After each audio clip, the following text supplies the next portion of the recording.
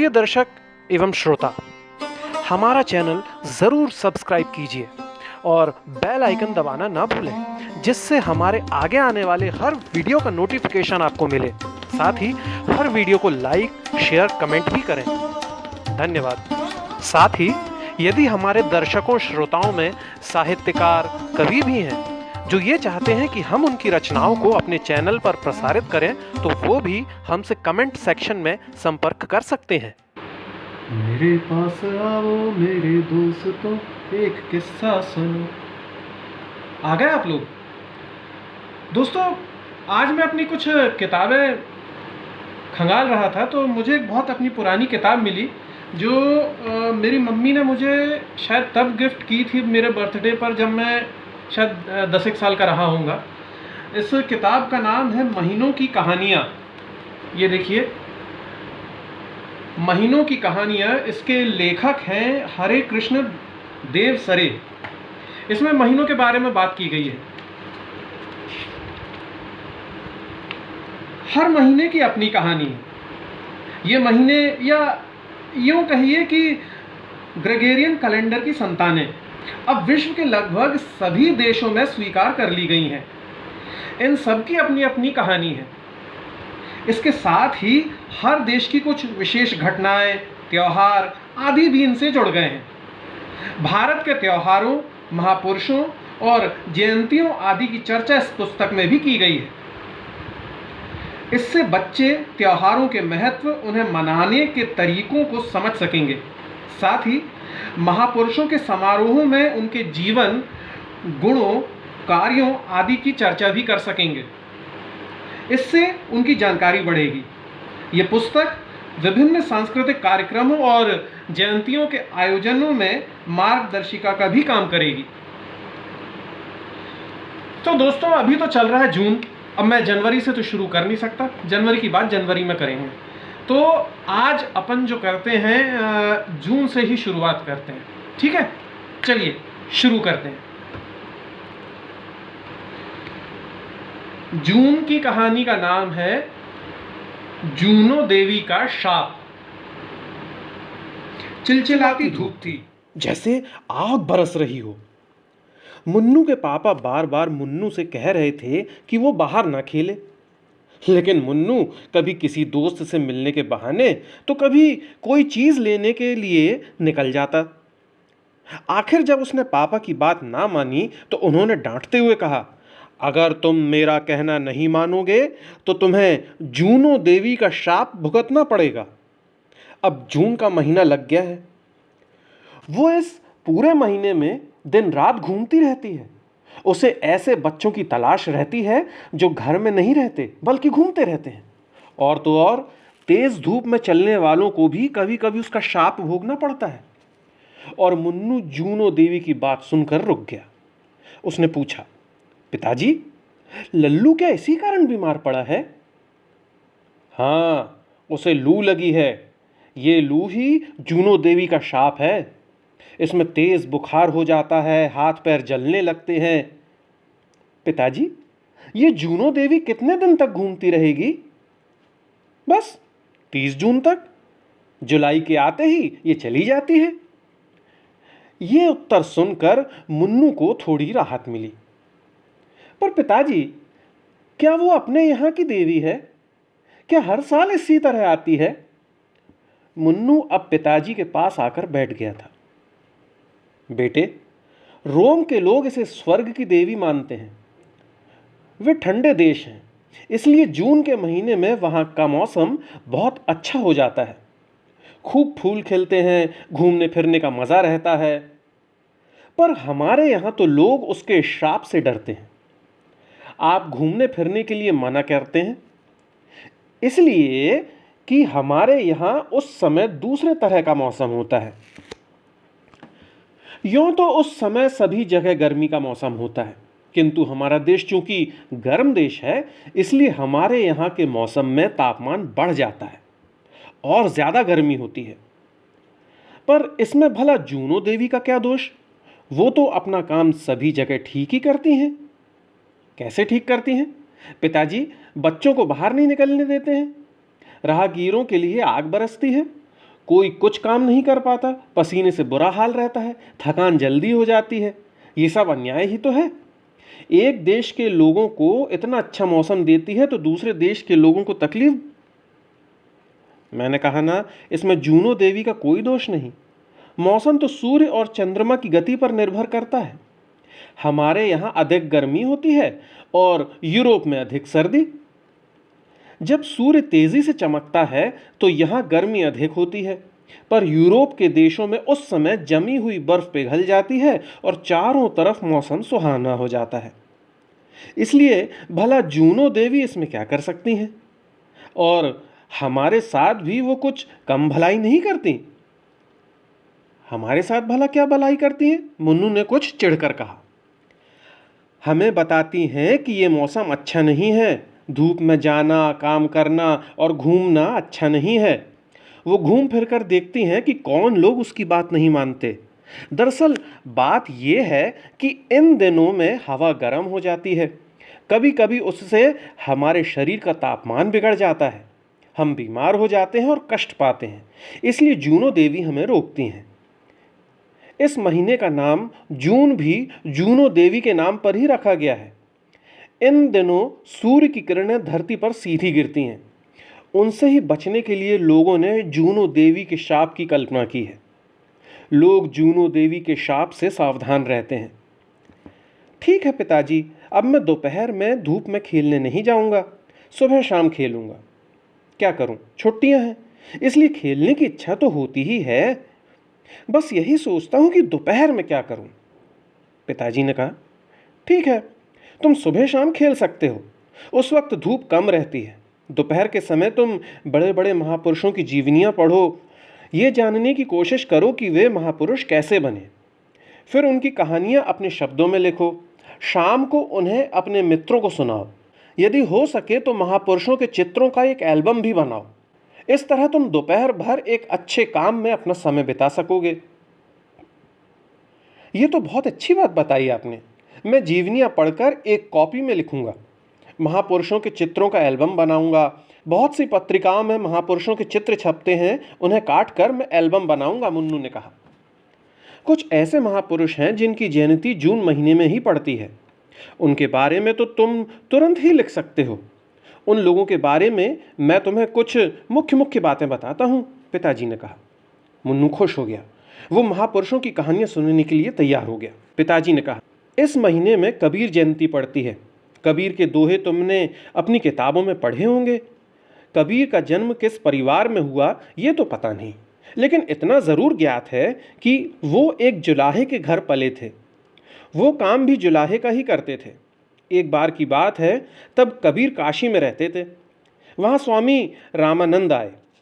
वो बड़े सवेरे सूरज निकलने से पहले गंगा नहाने गए। वहाँ उनका पैर कबीर दास से टकरा गया। कबीर को उठाकर उन्होंने कहा, बेटा राम नाम। और तब से कबीर ने उन्हें अपना गुरु मान लिया। कबीर किसी स्कूल में नहीं पढ़े थे, बस कपड़े बुनते और साधुओं की सेवा करते। साधु, फकीर, योगी जो भी मिलता सभी से कबीर बातचीत करते। धीरे धीरे उन्होंने सभी धर्मों की बातें जान ली। उन धर्मों की अच्छी बातें स्वीकार की और बुरी बातों की निंदा की। वो कहते, धर्मों का भेदभाव कुछ नहीं है, सभी का ईश्वर एक है। धर्म के लिए आपस में झगड़ना पागलपन है। कबीर ने अपनी सारी बातें दोहों में कहीं। इन दोहों में ईश्वर की पहचान, लोगों के कल्याण और समाज सुधार की बातें कही गई हैं। जैसे, निंदक नियरे राखिए आंगन कुटी छवाए, बिन पानी बिन साबना निर्मल करे सुभाए। यानी जो लोग आलोचना करते हैं उनको अपने पास ही रखो, उनसे घबराओ नहीं, उनकी बात ध्यान से सुनो। वे तुम्हारी बुराइयां बताएंगे, जिन्हें दूर कर तुम अच्छे इंसान बन सकते हो। ये लोग तुम्हारे स्वभाव के मैल को बिना साबुन और पानी के धो डालेंगे और तुम्हें पवित्र बना देंगे। कबीरदास के पुत्र का नाम कमाल था। वाराणसी में जहाँ वो रहते थे वहाँ आज भी इनका मंदिर है। वो स्थान कबीर चौरा कहलाता है। कबीरदास को धर्म के नाम पर होने वाले ढोंग और झूठी बातों से बहुत चिढ़ थी। वो चाहते थे कि हिंदू मुस्लिम मिलकर प्रेम से रहें। इसलिए उन्होंने अपनी बातें बड़ी ही सरल और सीधी भाषा में कहीं। उनके द्वारा बताए गए मार्ग पर चलने वाले लोग आज भी हैं, वे कबीरपंथी कहलाते हैं। फिर कुछ सोचते हुए पिताजी ने कहा, दो महान वीरों की जयंती भी इसी महीने में मनाई जाती है। वे हैं महाराणा प्रताप और शिवाजी। ये दोनों वीर पुरुष भारतीय वीरता और साहस के प्रतीक माने जाते हैं। पिताजी, महाराणा प्रताप ने अकबर से युद्ध किया था ना? मुन्नू ने पूछा। हाँ, अकबर सारे भारत में अपना राज्य फैलाना चाहता था। उसके पास बहुत बड़ी सेना थी, लेकिन राजपूत वीर उनसे घबराए नहीं। महाराणा प्रताप अकबर की सेना से मुकाबला करने के लिए तैयार हो गए, किंतु उन्होंने अपनी आज़ादी नहीं खत्म होने दी। वो किसी भी कीमत पर चित्तौड़ देने के लिए तैयार नहीं थे। अकबर सेना के बाद सेना भेजता गया। महाराणा प्रताप मुसीबतें सहकर भी अकबर की सेना का बराबर मुकाबला करते रहे। आखिर ऐसा भी समय आया जब महाराणा प्रताप की सेना कम हो गई। उन्हें अपना परिवार लेकर आरावली की पहाड़ियों पर जाना पड़ा। जंगल में भूखा प्यासा रहने के बावजूद भी वो झुके नहीं। उन्होंने फिर सेना इकट्ठी की, युद्ध की तैयारी की। हल्दी घाटी में जमकर राजपूतों और मुगलों की सेना के बीच लड़ाई हुई। युद्ध में महाराणा प्रताप शत्रु सैनिकों से घिर गए। तभी झाला सरदार ने महाराणा प्रताप का मुकुट अपने सर पर लगा लिया। महाराणा प्रताप बच निकले। मुगल सैनिकों ने झाला सरदार को महाराणा प्रताप समझकर मार डाला, किंतु महाराणा प्रताप तो अपने राज्य के पुराने मंत्री भामा शाह के पास पहुंच गए थे। भामा शाह ने बहुत सा धन दिया। महाराणा प्रताप ने फिर से अपनी सेना इकट्ठी की और अपने राज्य का बहुत सा हिस्सा मुगलों से ले लिया। महाराणा प्रताप की वीरता देखकर अकबर उनकी बहुत तारीफ करता था। ऐसे महान वीरों को याद करने से हमारा माथा शान से ऊपर उठ जाता है। और शिवाजी? मुन्नू ने पूछा। वो भी ऐसे ही योद्धा थे। शिवाजी की माता का नाम जीजाबाई और पिता का नाम शाहजी था। माता जीजाबाई ने शिवाजी को बचपन से ही वीरों की कहानियां सुनाई। बड़े हुए तो उन्हें हथियार चलाना सिखाया। शिवाजी में एक वीर बालक के गुण तो थे ही, वो स्वयं भी अर्जुन जैसे वीर बनने की कल्पना करने लगे थे। 18 वर्ष की उम्र में उन्होंने तय किया कि अपने इलाके को बीजापुर की सल्तनत से अलग कर लें। फिर तो धीरे धीरे शिवाजी ने आसपास के कई किलों पर आक्रमण कर उन्हें अपने अधिकार में कर लिया। शिवाजी की ताकत जितनी बढ़ती जा रही थी, बीजापुर का सुल्तान उतना ही परेशान हो रहा था। उसने अफजल खान को भेजा कि दोस्ती का बहाना करके शिवाजी को पकड़ लाओ। शिवाजी को सारी चाल का पता चल गया। उन्होंने सिर में लोहे की टोपी और सीने में जिरह बख्तर पहन लिया। एक आस्तीन में कटार छिपा ली और दूसरे हाथ में बग नखा पहन लिया। अफजल खान से मुलाकात हुई, दोनों गले मिले। अफजल खान ने शिवाजी पर तलवार चलाई, वो बच गए, लेकिन तब तक शिवाजी की कटार उसके सीने में घुस चुकी थी और हाथ के वगनखे ने उसका पेट चीर दिया था। इसके बाद शिवाजी और बीजापुर के सुल्तान के बीच समझौता हो गया। तब वो मुगल साम्राज्य के इलाकों पर आक्रमण करने लगे। उस समय मुगल बादशाह औरंगजेब था। उसने पहले छोटी छोटी सेनाएं भेजीं। जब शिवाजी काबू में ना आए तो बड़ी सेना भेजी। शिवाजी ने समझौता कर लिया। वो औरंगजेब के दरबार में आए। औरंगजेब ने उन्हें गिरफ्तार कर लिया, लेकिन कुछ ही दिनों बाद शिवाजी ने बीमार होने का बहाना किया। इलाज के नाम पर कई टोकरे मिठाई जेल में मंगाते और बंटवाने के लिए भिजवा देते। एक दिन मिठाई के एक टोकरे में बैठकर वो भाग निकले। धीरे धीरे शिवाजी ने अपना राज्य बढ़ाया। मुगल सेना इनके हमलों से बहुत डरती थी। शिवाजी हिंदू धर्म के पुजारी थे, किंतु वो दूसरे धर्मों का भी पूरा आदर करते थे। अब सुनो कुछ ऐसे सेनानियों की कहानी जिन्होंने भारतीय स्वतंत्रता संग्राम में अपना सब कुछ समर्पित कर दिया। हर वर्ष हम 1 जून को दादा भाई नौरोजी की पुण्यतिथि पर उन्हें याद करते हैं। वो प्राध्यापक थे, किंतु उस समय देश गुलामी की जंजीरों में जकड़ा हुआ था। लोग आज़ादी के लिए अपना सब कुछ लुटाने के लिए तैयार थे। दादा भाई नौरोजी भी प्राध्यापक की नौकरी छोड़कर देश सेवा में जुट गए। बाद में तो वो कांग्रेस के नेता भी बन गए। सन 1886, 1893 और 1906 में कांग्रेस के अध्यक्ष चुने गए। उस समय जो ब्रिटिश पार्लियामेंट बनी थी, उसके सदस्य दादा भाई नौरोजी भी बनाए गए थे। दादा भाई नौरोजी ने देश में 30 सार्वजनिक संस्थाएं स्थापित की थीं। उन्होंने इंग्लैंड में भी एक संस्था बनाई थी, इंडिया सोसाइटी। उनका उद्देश्य था राष्ट्रीयता का प्रचार किया जाए, स्वतंत्रता आंदोलन को बढ़ाया जाए। वो सच्चे देशभक्त थे। स्वतंत्रता ही उनकी पूजा थी और उसी की आराधना में उन्होंने अंतिम सांस ली। इसके बाद 15 जून को देश बंधु चित्तरंजन दास की पुण्यतिथि पड़ती है। चित्तरंजन दास बचपन से ही बड़े प्रतिभाशाली और ओजस्वी व्यक्ति थे। स्कूल और कॉलेज में वो भाषण देने में सबसे आगे थे। उच्च शिक्षा प्राप्त करने के लिए वो इंग्लैंड गए, वहां से वकालत पास करके लौटे। देश में स्वतंत्रता आंदोलन चल रहा था।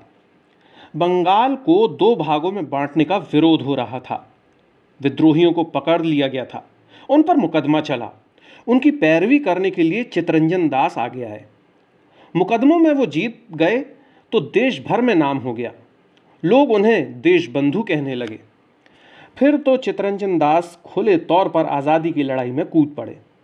जब गांधी जी ने असहयोग आंदोलन शुरू किया तो चित्तरंजन दास उनके साथ हो गए। उन्हें 6 महीने की सज़ा हुई। इसके बाद जब जेल से छूटे तो विट्ठल भाई पटेल और मोतीलाल नेहरू के साथ मिलकर स्वराज्य पार्टी की स्थापना की। उन्होंने इस पार्टी के विकास के लिए बहुत काम किया, किंतु उन्हीं दिनों वो अचानक बीमार पड़ गए। 15 जून 1925 को उनकी मृत्यु हो गई। अच्छा मुन्नू, तुमने वो कविता तो खूब सुनी होगी, खूब लड़ी मर्दानी वो तो झांसी वाली रानी थी। कौन थी वो रानी? हाँ, वो थी रानी लक्ष्मीबाई। बिल्कुल ठीक। रानी लक्ष्मीबाई का बलिदान दिवस भी इसी महीने की 18 तारीख को पड़ता है। सन 1857 में जब स्वतंत्रता की क्रांति हुई थी, उसमें महारानी लक्ष्मीबाई भी शामिल हुई थीं। अंग्रेज झांसी पर अधिकार करना चाहते थे। कारण यह था कि झांसी के राजा गंगाधर राव की मृत्यु हो चुकी थी। उनका बेटा दामोदर राव छोटा था। महारानी लक्ष्मीबाई स्वयं राज्य का काम चलाने लगी थीं। अंग्रेज झांसी को हड़पना चाहते थे। उन्होंने झांसी पर हमला कर दिया, लेकिन लक्ष्मीबाई घबराने वाली न थीं। उन्होंने बचपन में ही घुड़सवारी, हथियार चलाना और युद्ध कला की शिक्षा पाई थी। वो तलवार लेकर निकल पड़ी। एक किलेदार की गद्दारी से अंग्रेजों की सेना झांसी के किले पर घुस गई। लक्ष्मीबाई को किला छोड़कर भागना पड़ा। वो झांसी से चलकर कालपी आईं, यहां से ग्वालियर की ओर बढ़ीं। उन्हें तब तात्या टोपे का सहयोग प्राप्त हो गया था। सेना को संगठित कर उन्होंने अंग्रेजों की सेना को मार भगाया। ग्वालियर पर लक्ष्मीबाई, तात्या टोपे आदि का अधिकार हो गया। ये लोग जीत की खुशी में नाच रंग में डूब गए। लक्ष्मीबाई ने बहुत समझाया कि इस वक्त सेना को संगठित करके तैयार रहना चाहिए, पर वे ना माने। आखिर 17 जून को सर ह्यूरोज ने ग्वालियर पर आक्रमण कर दिया। घमासान लड़ाई हुई। दूसरे दिन रानी लक्ष्मीबाई सेना लेकर किले के बाहर आईं। अंग्रेजों की सेना ने उन्हें घेर लिया, लेकिन बड़ी बहादुरी से लड़ती हुई वो निकल भागीं। रानी का घोड़ा घायल हो गया था, इसलिए उन्होंने दूसरा घोड़ा लिया। पीछे पीछे अंग्रेज सैनिक आ रहे थे। लक्ष्मीबाई भागती जा रही थीं। अचानक एक नाले पर घोड़ा अड़ गया। वो नाला पार न कर सका। तब तक अंग्रेज सैनिक आ गए। अकेली रानी उनसे कब तक लड़ती, घायल होकर गिर पड़ी। ग्वालियर के पास झांसी की रानी लक्ष्मीबाई की समाधि बनी हुई है। ये स्थान आज भी उस वीरांगना के साहस और शौर्य की याद दिलाता है। पिताजी, ये जून का महीना सचमुच बड़ा महत्वपूर्ण है। इसका संबंध कितने महान देशभक्तों से है, मुन्नू ने कहा। हाँ, अब अंत में सुनो वंदे मातरम गीत के लेखक श्री बंकिम चंद्र चटर्जी के बारे में। पिताजी ने कहा, एक समय था जब वंदे मातरम कहने वालों को कोड़ों की मार पड़ती थी, जेलों में बंद कर दिया जाता था, लेकिन आज वो हमारा राष्ट्रगान है। इस महीने की 28 तारीख को बंकिम चंद्र चटर्जी का जन्मदिन पड़ता है। बंकिम चंद्र चटर्जी के उपन्यास आनंद मठ में वंदे मातरम गीत लिखा गया है, जो सन 1882 में प्रकाशित हुआ था। वास्तव में वो गीत तो उससे भी पहले लिखा गया था। इस गीत का भावार्थ है, माँ, मैं तुम्हारे सामने नतमस्तक हूँ। ये गीत आज़ादी के मतवालों के लिए मंत्र बन गया है। सन 1905 के नवंबर महीने में रंगपुर, बंगाल के एक स्कूल के 200 बच्चों को 5 रुपये प्रति बालक जुर्माना किया गया था, क्योंकि उन्होंने वंदे मातरम कहा था। इसके बाद तो वंदे मातरम एक ऐसा नारा बन गया कि लोग शहीद होना गौरव की बात समझने लगे। राष्ट्र वंदना के रूप में इसे सभी जगह गाया जाने लगा।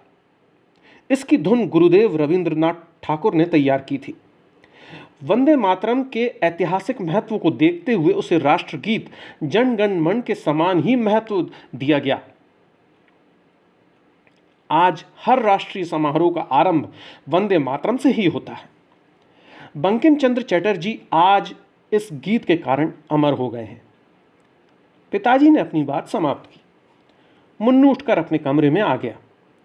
उसने तय किया कि वो पहले जूनो देवी का चित्र बनाएगा, उसके बाद नेताओं का एल्बम। जूनो देवी के चित्र की कल्पना उसके दिमाग में कुछ इस तरह थी।